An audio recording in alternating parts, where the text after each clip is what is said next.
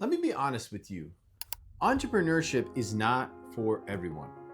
And that's completely okay. Because if you're not ready for what is required for you to be able to prosper in an entrepreneurial setting, you are setting yourself up for a lifetime of disappointment. I'm Jason Ellinger, and I've built a multi-million-dollar company from a card table in my living room. Along the way, my wife and I, we've been married for 16 years, we've had 8 kids, and yet I still work every single day.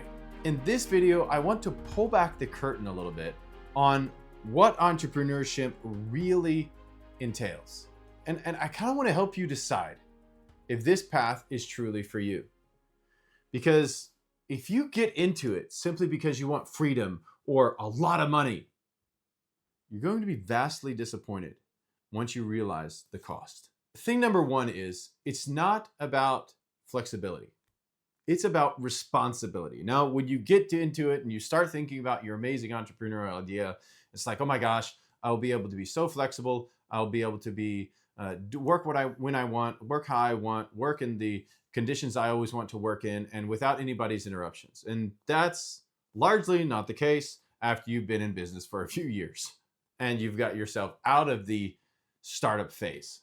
Most people think that owning a business means freedom, and that's completely not the case. It's about responsibility to your clients, responsibility to your team if you're going to build a team and have a team, responsibility to your family, make sure you show up when you need to show up, because work is a very dangerous mistress for your family, and it can take you out of your family for huge chunks of their lives if you allow it, and it will if you're going to grow it.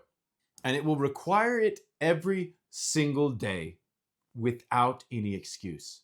Excuse will mean failure. A constant list of excuses for you not to have to do something for whatever reason. It doesn't matter. Your childhood, some kind of trauma, you got in a car accident, the government's failing you. It won't freaking matter. Your list of excuses is exhaustive. It can be the best list of excuses in the world, and it won't freaking matter because it will still fail you in the end. So you have to show up regardless of your extensive list of excuses. You will learn to serve others, or you will go out of business. Patrick Lencioni says that every business should exist for the service to someone in some area of life, some community, some people. It should exist to serve those people. And when you get into the business of serving others and you go up and down with the roller coaster of the marketplace over time, you will find out very quickly that it's a freaking roller coaster, and sometimes it requires every ounce of strength you have to stay on that roller coaster. This is number 2. You will work more, not less. I alluded to this in the first point, but if you want to be an entrepreneur and you want to create that life of freedom and that life of flexibility for your family, you will work more, not less. It's going to require more time, more learning, longer hours, more expressions of your creativity in every possible way. The rewards, they come much, much later. And they only come if you keep on going. And you keep on going when things get hard. And they will get hard. It will be difficult. Anybody who says, well, I just opened a business and it just went poof and exploded, they're lying to you, okay? It will get hard, and you must be prepared for that. When I got into business, people didn't tell me that. I came into it with these rose-colored glasses thinking that there were going to be elements of it's going to get easy, and it's going to get easier along the way. Well, I've got news for you. It's never gotten easier. I thought it would be easier, but I've gotten more tenacious. I've gotten tougher. I've obtained the ability to withstand the storm longer. That's what happened. And you know how to gain the ability to do that? By being in the storm for a long time. I was talking to my son the other day. We were out in the garden working in our potato garden. And he's like, man, I just feel like I don't have stamina. And I looked at him and I said, son, this is where stamina is created. You create stamina here. Like, this is the factory for stamina. So let's get after it. And on we went, making the rows for the potatoes. And I don't do it because I have to dig potatoes. I do it because the process, I enjoy what it means and enjoy the beautiful fruit of it. And when you plant something in the ground and it increases 10 or 20 fold, or that part is amazing. But I don't do it because I need to plant a garden. I do that because I enjoy seeing the result of that and the invested effort, and teaching my children along the way, because I have 8 of them, to what that means. When you invest, it takes a lot of work to invest this little thing, and over time it grows if you care for it. And if you don't care for it, it dies, or it rots in the field, or you get wiped out by a terrible storm, or your potatoes can rot right in the ground because you weren't able to get them out when you needed to, and there was too much water sitting there and they rotted right there. And we have all kind of other vegetables, which also helps us understand that you have to spread out your investment into different types of things that can produce fruit. That's just kind of a visual example that I can help my kids understand what investing means. But all that to say that you will work more, not less. And when you begin your journey as an entrepreneur, what is required of you is vastly more than what you realize. You need to go into that with that mentality. If you don't go into entrepreneurship with that mentality, you're going to be vastly disappointed, because what is required is far more than you realize. And I'm not saying that to scare you, but it's important to know, because if you know that going into it, then when it happens, you won't be thrown off. You won't be so thrown off the rails and so shocked by what is required. Third thing is, if you want to be an entrepreneur, you're going to have to solve problems daily. You're going to have to constantly show up, do things that you didn't think, that you probably don't like, and solve problems daily. Every day brings a new challenge, a new team member problem, a new drama, a loss of clients, challenges with your cash flow, insurance issues to deal with, new client acquisition systems, disruptive technology, and you have to deal with it. And there's nothing you can do about a lot of those things. Political changes happen and you're a government contractor. What happens? They just freeze all spending. What do? How are you going to weather that storm? And you have to deal with that each and every day, each and every season. There will be a set of challenges for you to deal with. And if you're not willing to do that, if you just wanted to get in for the flexibility and freedom, you're not going to be able to stand that test of time and work through those storms. If you don't enjoy solving problems, your life will be exhausting, and you will have all the life juice sucked out of who you are. And if you don't enjoy that process and learn to enjoy it. Now, if you currently don't know, you're not incredibly skilled at that, or you haven't had a lot of exercise in that, that's okay. This is a process where you learn that along the way. But if you don't want to solve problems constantly, then you better not start your own business, because that's going to be a requirement. And if you don't have any problems to solve today, you better be looking for them, because they're going to come around the corner and they're going to whomp you because you weren't ready or you weren't expecting that problem. You come to work expecting there to be challenges to deal with, because there will be challenges to deal with. And you can't have that sinking feeling in your stomach that, oh my gosh, now I have to deal with it. No, otherwise you will live a life of that sinking feeling. You have to accept the reality that is the new reality. And you're going to accept that, because you're going to build wealth and you're going to build this amazing company. So if you're willing to do that, you're on the right path, working towards being a great entrepreneur. At any given time, you are going to be handling multiple projects simultaneously that affect the outcome of your company and the outcomes of the salaries for your team members that work alongside you, that serve your clients, that serve you and serve their team members in the organization. You're going to be making decisions and solving challenges daily that directly impact their life and the outcomes of everything, of all their hopes and dreams. Now, I don't say that you're God and you hold all their hopes and dreams in your hand, but you play a part by the actions and decisions you make, the character you have, the good character you have, or the bad character you have, the good decisions you make or the bad decisions you make, the good principles you apply to a situation or the bad principle you apply to a situation, the discipline that you have or your lack of discipline, it all matters, Remember the responsibility that I talked about in the first point? That's what business is about. It's about high responsibility being invested in life. And if you're willing to do that, if you're ready for that challenge, then entrepreneurship might be for you. But if you're not, and if you just want a free ride, it is not for you. And you need to go find something else. Fourth thing, it can be lonely. Leadership, I know Dan Ramsey says if you do leadership correctly, it shouldn't be lonely. There should be other leaders around you that you're training up to your level. But let me explain what I mean. It can be lonely for the fact that many times when you start on your journey, you are surrounded by a group of friends that are somewhat similar to you, and they're somewhat similar to your life.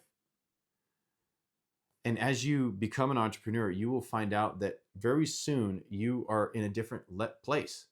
And those friends that you have, or you previously had, or maybe you still have, they don't understand that. And they don't understand what you're driving after. They don't even realize that there's something worth driving after, going for, especially if you come from a poor neighborhood. Like I came from some poor backgrounds.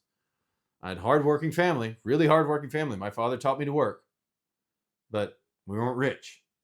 Those connections that you have, they might just be poor in mind and spirit and in their reality.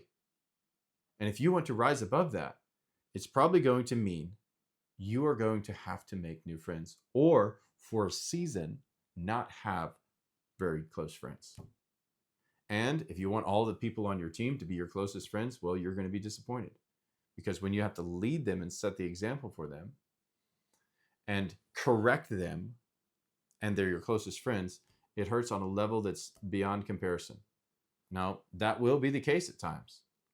And you'll always be, no matter who you are, you'll always be the boss. You'll always be the owner, the boss, the big cheese. So there will always be an expectation and an example that you need to set for everyone in the company. And that makes it a little bit of a challenge for you to be super buddy buddies with all of your friends, because when that super buddy messes up and you say, hey, look, dude, you have to correct this behavior, and this is how we act in our company, and they're like, I thought we were good, I thought we were friends. Like, friends don't do that. That makes it very challenging. Now, that's in your company, and then that's the previous friends that you have. So you rose to this level, and now nobody in your circle understands you. It might mean that you have to go find new friends that are at that next level or higher that you want to achieve. And most likely that is the case. And so it can be very, very lonely. And if you're not prepared for that psychologically, mentally, and willing to allow that reality, or that reality to be a part of your journey, then entrepreneurship is not for you. You need to be able to be willing to make that sacrifice, because you'll have conversations and you're like, man, I don't see things that way anymore. Like that, I actually don't even value what you're talking about. It doesn't matter to me anymore, because I'm going there and they're just talking about whatever's here. And you're like that sounds like a life full of excuses. I'm not there anymore. I'm actually on a trajectory going up there. And like, well, why would you even do that? Life is pointless. Nobody can get ahead. The game is rigged. Why are you even trying? And you very soon find out that you can't spend time in that environment and still win. So it can be lonely. So in that scenario, you have to intentionally go out of your way to put yourself in proximity to people that will help you build and grow in your journey. And if the current ones aren't like that, and they probably aren't, then you're going to have to find other ones. And that process can be very, very lonely. I remember a time I spent 7 years with a specific group of friends, and I realized at the end of that 7 years, I was growing and our business was growing, and over that 7-year period, I had become a different person, and they had stayed the exact same people that they were. I had committed to a process of growing, and they decided that they were going to continue to let poor relationships be a part of their life. They were going to let themselves not move forwards or progress towards any goals. They were going to let the family relationships that they had in and around the community to be a reality. They weren't going to go deal with them logically and consistently. And I said, I'm not going to allow that to be my reality. If there are problems in my life, I'm going to deal with them. And we're not going to have long-term negative effects of my own unwillingness to deal with stupidity. And as such, over time, we grew to have no good interests that aligned with each other, and we couldn't help each other anymore. And so I had to set myself apart and go and start on a trek to work and find new friends to deal with. So it can be very lonely. And sometimes in that transitionary period, you will have no friends. And you have to be willing to accept that reality. I don't want to say all of this to scare that new entrepreneur out there, but I do want you to be ready for what is going to be required of you on every level: personal, discipline, character, relationally, spiritually. It's going to require growth all around. And as you grow, you will become better. You will become more disciplined. You will become more capable of withstanding storms that would have otherwise at earlier times in your life destroyed you. You will be able to deal with relational strain that you never realized that you could handle. You will be able to deal with, like, 8 kids. I have 8 kids. I could never even imagine myself being able to deal with 8 kids. I have them now, and I am able to raise and train and grow them and lead them and help them to form a great perspective on life. Back then, when I started, I could never imagine that. So point number 5, and this is my last point. If you've decided that you want to be an entrepreneur, the journey is worth it.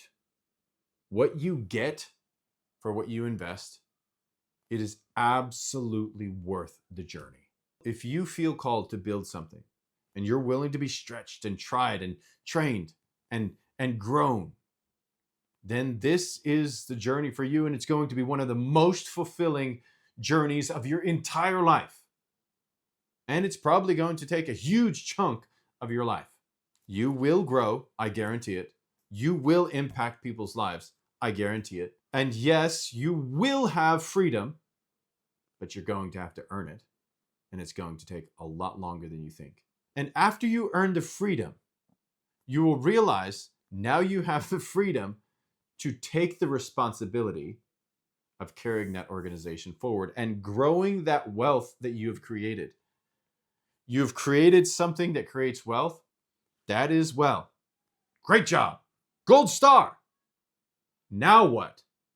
You're keeping something in business and growing it to new levels, new heights of wealth, because everyone in your organization depends on it now.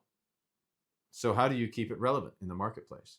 You're going to have to make sure that it stays relevant. You're going to have to deal with the new technology. You're going to have to deal with team member challenges and new work cycles and new access to manpower. How are you going to deal with all these challenges? And you're going to have to deal with it. You have the freedom. That is great. And now you have this big machine that creates wealth. But in order for it to stay relevant, you are going to have to stay on top of your game. You are going to have to continue to grow, and you're going to have to continue to invest in this really incredible thing that you created as you work through building your business. So if you're considering starting a business, ask yourself this: am I willing to be uncomfortable, uncertain, have no idea if it's going to fully come to fruition, and yet show up every single day? If the answer is yes, then let's go. Subscribe to this channel so that you don't miss the mindset shifts and business lessons that are going to help you move your business to the next level. I release content every week for entrepreneurs and visionaries who want to do something impactful and great with their lives. I believe in the small business and the powerful influence of it, and the nobility of being an entrepreneur. And if you're one of those and you're ready for the journey, subscribe to this channel, and I hope I can help you as a guide along your journey.